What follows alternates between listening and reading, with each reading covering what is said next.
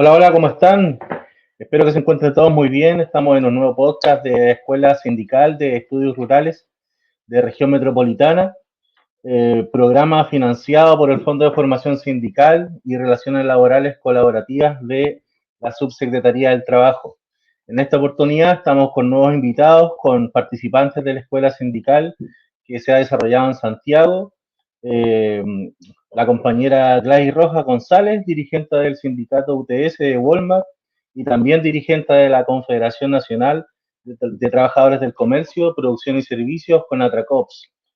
¿Cómo estás, Gladys? Buenas tardes. Hola Rodrigo, buenas tardes a todos los oyentes y los que nos están mirando. Es un placer, le agradezco la invitación y esperamos que este programa sea un gran programa. Muchas gracias, Gladys, por la participación. También está nuestro compañero Alex Carrasco Olivares, también participante de la Escuela Sindical, dirigente de la Federación de Trabajadores de Call Center, FETRACAL. Hola, Alex, ¿cómo estás? Hola, hola, muchas gracias por la invitación. Y bueno, sí, pues soy dirigente de los call centers. Muchas gracias. No, gracias a ustedes por aceptar ahí la participación, por su tiempo también, su dedicación, ambos egresados de la escuela sindical de nivel inicial, desarrollada durante los meses de junio y julio del año 2025, eh, con buenos porcentajes de asistencia, buen porcentaje de participación, una participación muy activa de ambos. Por lo tanto, bueno, felicitarlos primero que todo después de dar este paso tan importante en el desarrollo de la dirigencia sindical. Comentarles que esta escuela sindical se desarrolló en los meses de junio y julio, que contenía 68 horas pedagógicas, en donde un 50% de estas horas eran horas presenciales y un 50% de horas online. Se egresaron más de 40 dirigentes sindicales de este proceso de capacitación. ¿Ya? Gladys, entrando aquí a las preguntas, ¿qué te pareció la escuela en relación al módulo de la trayectoria histórica, a las transformaciones tecnológicas, que fue un módulo bastante interesante con el que inicia esta escuela sindical? ¿Qué nos puedes comentar de este módulo? Bueno, mira, en cuanto al módulo de la historia del sindicalismo, fue un módulo muy completo. Sinceramente, había participado de otras escuelas, pero acá no fue explicado de la forma tradicional en los 3 periodos, sino que fue mucho más allá. Se nombraron varias fechas, personajes históricos que generalmente el mundo sindical no reconoce. La historia del sindicalismo en Chile, desgraciadamente, es una historia muy trágica. Todas las luchas de los obreros, me gusta hablar más de obrero que de trabajador. De los obreros fue una lucha que costó sangre y que en la actualidad muchas veces no medimos eso, no tenemos los mismos problemas que teníamos antes, solamente que en un contexto más moderno. Y vemos que todavía hemos retrocedido en cuanto a derechos, pero la historia nos hace recordar que esa lucha no fue en vano. Y eso es lo que tenemos que retomar ahora, es volver a retomar de que tanto las mujeres en el ámbito de la manufactura, las mujeres en el textil, en los mineros, los primeros movimientos obreros hablamos del Salitres, pero también hubieron algunos en Huasco, otros aquí en la zona central, movimientos que permitieron ir avanzando, pero de una manera trágica, ¿no? O sea, no podemos dejar de lado la matanza de Santa María, que es la que más recordamos, pero hay otras matanzas. Está la matanza en San Gregorio, está la matanza que hubo en el sur, en Punta Arenas, que todos piensan que fueron luchas por algo ideal, pero en realidad fueron fueron derechos que querían mejorar tanto las condiciones, el sueldo, las condiciones de habitación. Antiguamente las empresas tenían esta podríamos decir como obligación, porque estaba dentro del Código del Trabajo, que era entregar un espacio dentro de lo que ellos eran dueños para construir casas, porque había, bueno, en la actualidad tenemos un déficit de casas. Imagínate en esa época cuando hubo mucha inmigración del gente de campo a la ciudad, y esto hizo una cantidad de hacinamiento, y lo que está pasando hoy día es lo que pasó ayer, es lo que pasó antiguamente, y es por lo que lucharon, y así se lograron construir varias poblaciones que tienen nombre de empresas, y que en la actualidad eso no se ha logrado. Por lo tanto, la historia se merece recordarla. Acuérdense que antiguamente se pagaba con una ficha, en la actualidad se paga con una yisca. Todavía estamos con el sistema de la salitrera, donde le compramos a los mismos que nos entregan las yiscas. Y también, desgraciadamente, en el mundo sindical también se ha tomado esa misma tradición, una mala tradición de entregar un beneficio por intermedio de una yisca. Eso podría agregar, bueno, en cuanto al profe, fue muy meticuloso en el sentido de darnos hartos de empaparnos de lo que era la historia. Así que me gustó mucho el módulo. Vuelvo a insistir por todo lo que contaba.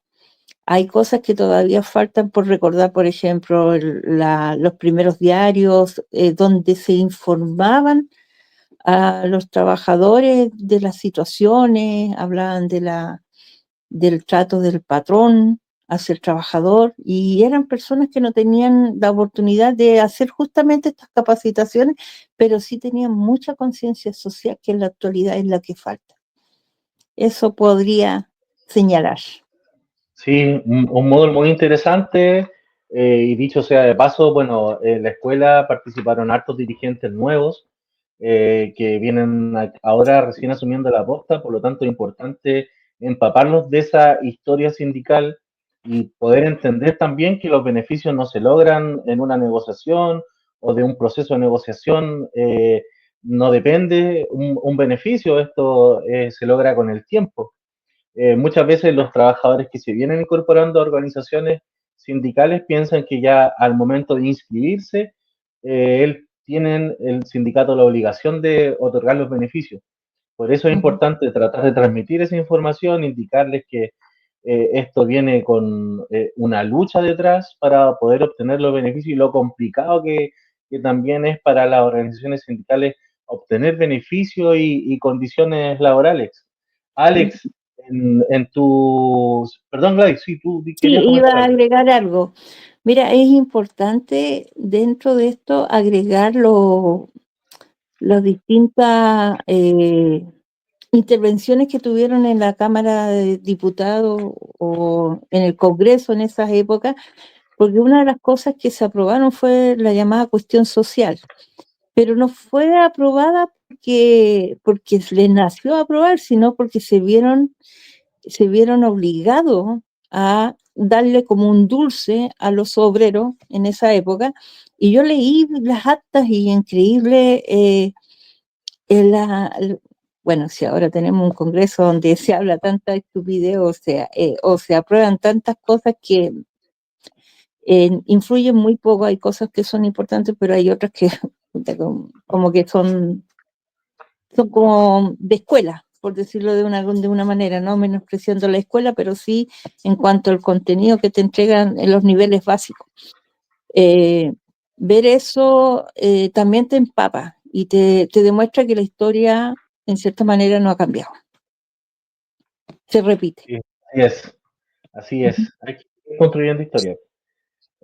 Alex, ¿cómo viste tú estos módulos de trayectoria histórica y la transformación en el mundo del trabajo en tu sector? ¿Qué tal? ¿Qué nos puedes comentar de esto? Bueno, la historia, a veces uno piensa que sabe harto como de historia o del mundo sindical, y cuando tú te enfrentás como a un curso donde ya tocan la historia, es súper rico encontrarte que hay otras historias que tú no las conocías. Historias que son de los años 50, historias que son de los años 60, está la huelga del carbón en los años 60, la huelga más larga. Y claro, son historias también que en el colegio no tocan esas historias, sino que a nosotros nos empapan con la historia de nuestros héroes nacionales. Tenemos Arturo Prat, tenemos a Bernardo Higgins, San Martín por el lado de Argentina, que nos ayudó. Pero estas historias, por ejemplo, Emilio Recabarren no aparecen en la historia del colegio, no aparece, por ejemplo, Clotario en algún ramo, por ejemplo, en el colegio. Y tal cual como lo menciona Gladys, es una historia que está marcada por sangre, con mucha sangre. O sea, muchos recuerdan quizás la historia del trabajador como el Día del Trabajador, como lo que sucedió en Chicago. Chile tiene historias tan dramáticas como esa. Y siempre el Estado ha estado también de cierta forma como apañando eso, y hoy día gracias, bueno, podríamos decirlo quizá a un avance social, quizás un poquito, en lo último, no sé, después del año 90, que tenemos como un respiro quizás sindical donde no nos persiguen, no nos matan. De igual forma también nos persiguen en algunas empresas, pero yo creo que del 90 para atrás a muchos sindicalistas era complicado. Quizá hoy día no es como en aquella época. Y es bueno también que nosotros podamos transmitir esa historia, que gracias al sindicalismo tenemos vacaciones, tenemos salario, tenemos fines de semana libres, tenemos 40 horas. No es una cosa antojadiza que ha nacido de la política, ¿no? Ha salido del mundo social, ha salido del mundo de los trabajadores. Eso. Sí, así es. Bueno, y con nuestra labor y con el desarrollo de las dirigencias sindicales y los sindicatos, seguimos construyendo esta historia. Así que a no bajar los brazos, a no decaer y a seguir con esa lucha que nos han dejado grandes líderes sindicales detrás. Otra patita de este módulo, hablábamos también en la pregunta anterior sobre las transformaciones del trabajo. Y situándonos en este punto, Gladys, tú, tu rol laboral, si lo podemos llamar así, tu rol es de cajera. Cargo que se ha visto bien afectado con las transformaciones tecnológicas que llegaron desde la pandemia, quizás se debieron adelantar, se tuvieron que adelantar un poquito, pero ha afectado bastante al mundo del sector comercio. ¿Cómo se abordaba esa situación? Y qué nos podrías tú mencionar a los trabajadores que probablemente en otros locales o en otro sector del retail también esté sufriendo por esta situación? Mira, de las transformaciones, de las grandes transformaciones del mundo de la máquina, le llaman la Revolución Industrial cuarta y quinta. Sinceramente, cala hondo, ya, porque primero nos vemos mermado puestos de trabajo, donde habían 20, 30, 50, quizá un poco más de trabajadoras que ejercían el cargo de cajera. En la actualidad se ha disminuido a 20 y en otros casos aún menor. Si tú vas a un supermercado te das cuenta de que hay una sola persona encargada de 10 máquinas, donde las personas tienen que pasar su producto, porque arriba la gente no lee, pero dice autoatención. Antiguamente tú tenías un rol social dentro de lo que era el mundo de las cajeras, porque pues pasaba la abuelita y te comentaba en esos pocos minutos que tú tienes para atender, te comentaba algo y tú entablabas una conversación. En la actualidad es algo tan frío y las máquinas sinceramente han hecho de que esto sea más frío, aún más frío, nos ha deshumanizado. ¿En qué sentido? Primero, la gente toma las cosas, las pone, la persona que está a cargo ahí recibe muchas veces insultos, garabatos, golpes, Y maltrato psicológico. Es una persona que tiene que estar a cargo de 10, moverse para allá y para acá, en ningún momento puede estar sentada, y si está, es un poco, es un ratito, y eso ha contraído de que Chile no estaba preparado para esto, sinceramente, porque no nos hemos preparado en el sentido de la seguridad laboral, en el sentido del ambiente laboral. Tampoco se ha permitido las capacitaciones como para enfrentar este nuevo desafío y cómo enfrentar el futuro, porque el futuro es lo que ya se está viendo en varios locales, y de hecho ya hay un local donde todo es automatizado, donde no prácticamente el personal está en bodega y todo lo demás funciona en base a una máquina. Cuando tú pesas el pan, hay una máquina, no está antiguamente la persona que te pesaba el pan o que te decía cómo está, buenas tardes, o iba a ir a verdulería, carnicería, cómo querías, te cortaba la carne como tú querías y entablar y conversar. Eso ya no está. Todo es automatizado, y eso ha traído como consecuencia nuevas enfermedades. Eh, si tú también te das cuenta, en la actualidad hay cajeras que tienen, el visor ya en el aire, por lo tanto el movimiento de la mano te está contrayendo a hacer una fuerza porque no tienes algo que te dé soporte en el codo. Y eso no está visto como una enfermedad laboral, no se ha visto estudio que contrae a la larga eso, que contrae a la larga de que una persona esté viendo 10 máquinas, atendiendo a 10 personas, y obviamente tenemos elementos como son bueno, antiguamente se llama ISTAN 21, pero todos sabemos que no se nos prepara en el mundo, o sea, en la empresa no te preparan para decirte, oye, viene una encuesta, esto va a medir esto, otro, porque las empresas generalmente te forman lo que señala la ley en cuanto a lo que es el comité de ISTAN, al comité paritario, pero solamente para complementar, o sea, cumplir con la ley, pero no se en el mundo del comercio se ve mucho de que no se le da la importancia para justamente prevenir y mantener un ambiente laboral digno. Aparte, bueno, ya nombré que se han disminuido los puestos de trabajo, cosa que no se ha vuelto a reincorporar. Mucha gente que ha sido despedida hasta la fecha no ha encontrado trabajo. El tema de la salud mental tampoco se ha visto.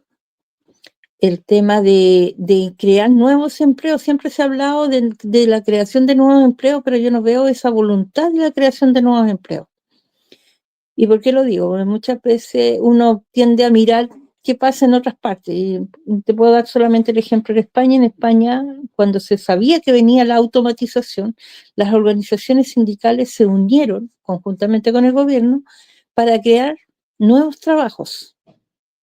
Y eso se dieron un plazo de 2 años, se atrasaron que llegara las máquinas dentro de 2 años y después empezar a implementar, pero ya con los trabajadores con una capacitación de nuevos oficios o nuevos empleos en base a la tecnología. Eso acá en Chile no ha sucedido.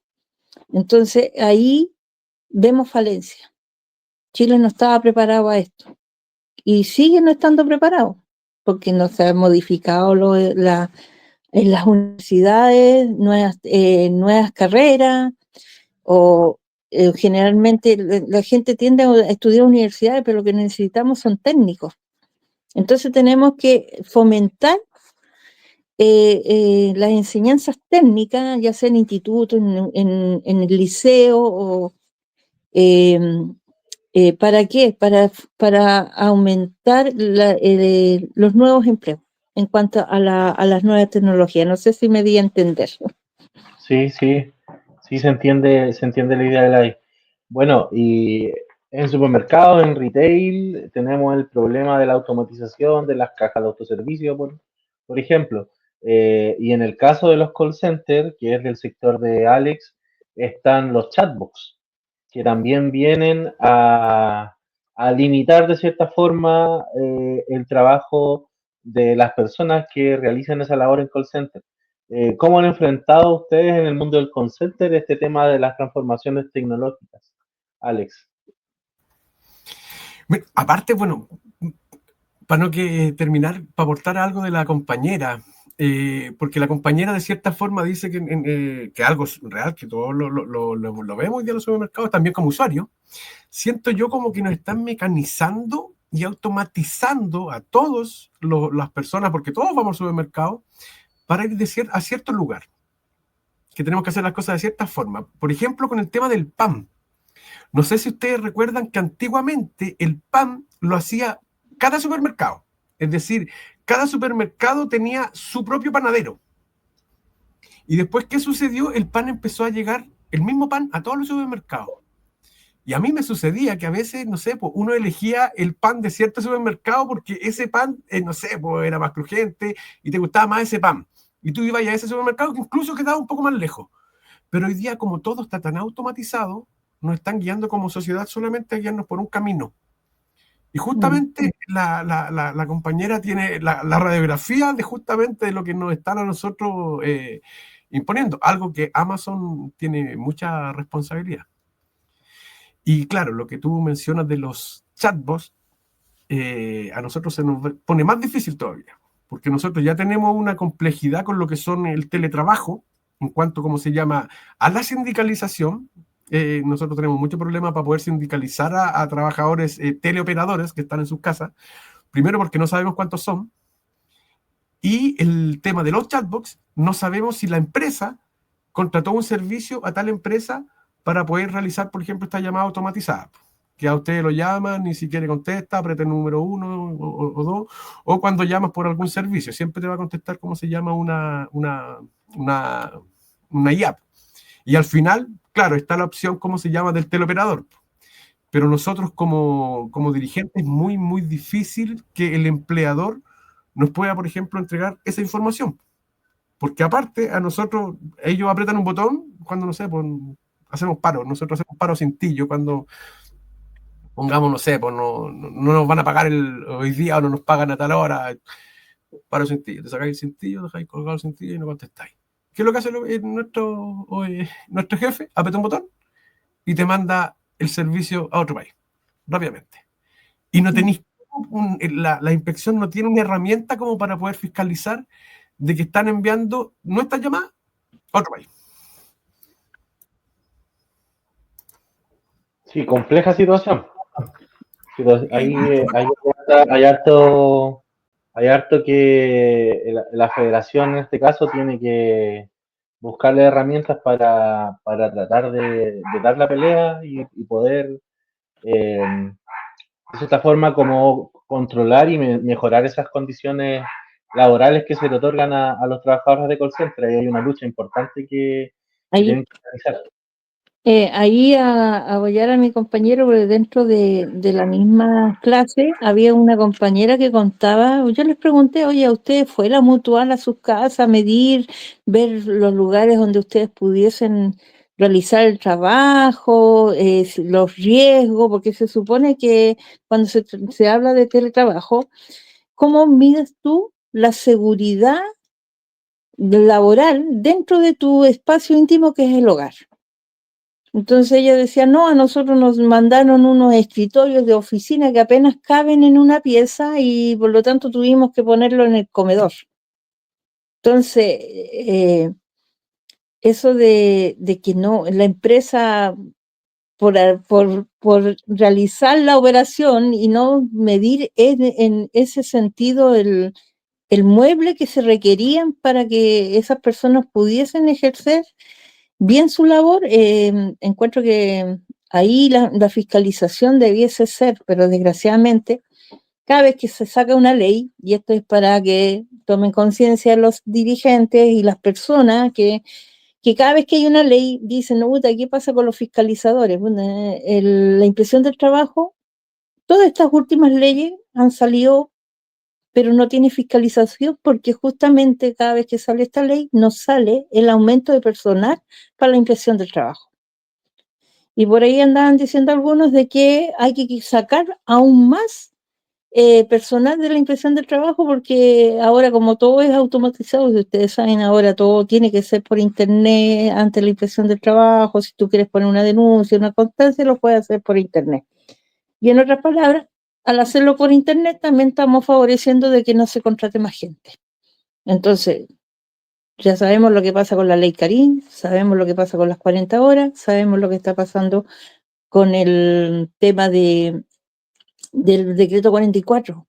Falta apoyar en ese sentido a que las impresiones del trabajo tengan más fiscalización, pero también que tenga más poder, porque es un poder simple. Entonces no vamos a mejorar nuestras condiciones si el órgano que debiese apoyarnos está debilitado. Entonces, una de las consecuencias de la automatización es esa. También está debilitando los puestos de trabajo y está debilitando el área que debe fiscalizar, en este caso, la impresión del trabajo. Sí. Y las mutualidades también. Nosotros como federación denunciamos en pandemia, porque quedó al desnudo no solamente lo que menciona la compañera, que era el puesto de trabajo, que también era el lugar donde se almuerza, donde se toma once la familia. Por lo tanto, yo creo que el Ministerio de Vivienda a lo mejor debiese pensar en el futuro en un espacio, como se llama, para un escritorio, una mesa, sino que también era el tema de la conexión de Internet. Sí. Porque recuerden que en ese momento era ya prácticamente toda la familia conectada a un telediario, por así decirlo, porque el hijo tenía que estudiar por internet, las clases eran online, y el papá o la mamá, o también los dos al mismo tiempo, también tenían que trabajar de forma online y necesitaban una conexión de internet más grande. Y en ciertos lugares el internet no es tan veloz o no tiene gran capacidad, por lo tanto tenían que desembolsar más plata en planes más grandes de internet, más robustos. Y eso, por ejemplo, la empresa no lo paga. Y sí, ¿cómo se llama? Se realizó la denuncia, no sabemos si se pudo constatar cuántos fueron los hogares que se vieron una baja importante en su internet. Eso.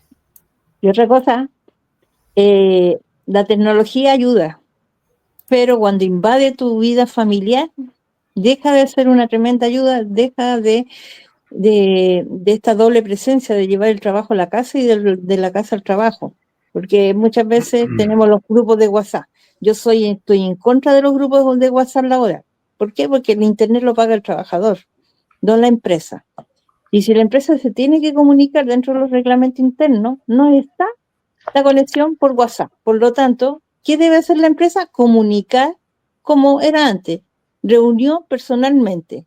Ahora, todo esto es por internet y, bueno, te mandan la liquidación por internet, te mandan los anexos de contrato por internet, pero no está esa posibilidad de que el trabajador pueda poner una observación o hacer algo. Entonces, yo soy en contra de que todo lo que tenga que ver con el mundo laboral sea enviado por internet, sino personalmente, porque es la manera de que el trabajador pueda hacer sus observaciones, que los sindicatos puedan intervenir también, porque muchas veces te lo mandan en forma individual y el sindicato no se entera. Entonces, ¿cómo nosotros podemos realizar un trabajo? Porque en otras palabras también nosotros podemos fiscalizar si está dentro de la norma, no le están quitando derechos o no le están quitando parte de su sueldo, porque hay casos y casos. Nosotros sabemos que hay buenos empleadores y malos empleadores, entonces como dirigentes tenemos que estar usando eso. Y la tecnología, desgraciadamente, en ese sentido, nos está quitando valor tanto a nosotros como personas, como un núcleo familiar, porque estamos llevando la pega a la casa. Eso. Buen análisis que realizan ambos sobre las tecnologías que, bueno, llegaron para quedarse. Y ahí nosotros hay que dar ese valor agregado de usarlas de manera positiva también para las organizaciones sindicales. Ese es un buen punto. Respecto a las clases presenciales, vamos a ir ahí a las clases presenciales de los días sábados que se realizaron en Santiago Centro. Gladys, ¿cómo fue la participación o cómo viste tú la participación de nuevos dirigentes, de los dirigentes jóvenes que quizás no tienen esa experiencia, pero uno, sin embargo, igual aprende algunas cosas. ¿Qué podemos sacar de positivo de eso y qué enseñanza nos pueden entregar los nuevos dirigentes que se vienen sumando a este rol sindical? Ya, como mi compañero lo dijo, yo terminé con más dudas que certeza. No, lo que pasa es que cuando tú vas a una capacitación, eh, tú tiendes a darte cuenta de que te sabes parte de la materia, pero no todo, y nunca terminas de aprender. En el caso de los más jóvenes, eh, ellos mostraron su interés y realmente me asombró la cantidad de jóvenes que se están inscribiendo, y eso es bueno, porque eso significa que va a haber un recambio a nivel de dirigencial, ¿ya? Y eso también trae una nueva cepa, o sea, una nueva mirada al sindicalismo. Y es positivo, y ojalá se llene de más jóvenes. Ojalá las escuelas sindicales, ojalá no sean solamente para los dirigentes, sino que para estudiantes, para una dueña de casa o para cualquier persona que se interese saber sobre sus derechos. Yo creo que faltan escuelas sindicales, falta abrir más las puertas a la junta de vecinos, a los centros de madres, llegar a hacer escuelas sindicales porque es la puerta de que ingresen más gente joven a interesarse y a plantear nuevas problemáticas que no se han visto en la actualidad. Entonces, en ese sentido, los vi muy entusiasmados, fueron clases muy entretenidas. En realidad, los profesores todos explicaban súper bien, pero nos faltaba tiempo porque era una consulta tras otra, tras otra, tras otra, y era tanto de los más antiguos, de los nuevos, o sea, ahí era una mezcla de todos, teníamos que aprender de todo. Y eso es positivo. Sí, sí, se aprovechó bastante y hubo bastante participación durante las clases presenciales, Alex. Bueno, la pregunta al revés, como se la dice Gladys. ¿Qué tal fue el aporte de trabajar o participar con dirigentes con harta experiencia en el mundo sindical? ¿Qué te dejó a ti eso durante la escuela sindical?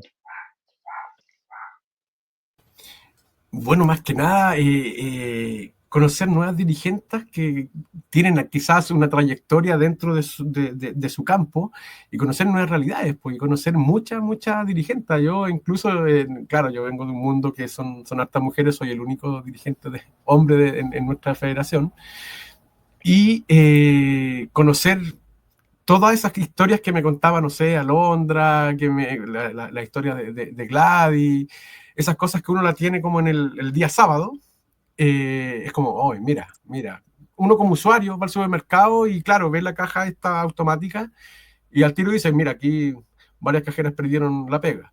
Pero cuando te cuentan el detalle, ahí tú realmente te das cuenta cómo se lleva a cabo eso. Que no es una cosa de la noche a la mañana, que empezó tal día, en tal supermercado. Y claro, es súper gratificante conocer nuevas dirigentes y súper aguerridas. Sí, Uh-huh. con harta experiencia y también hartas mujeres también. Eso interesante, la participación del poder femenino en las escuelas sindicales.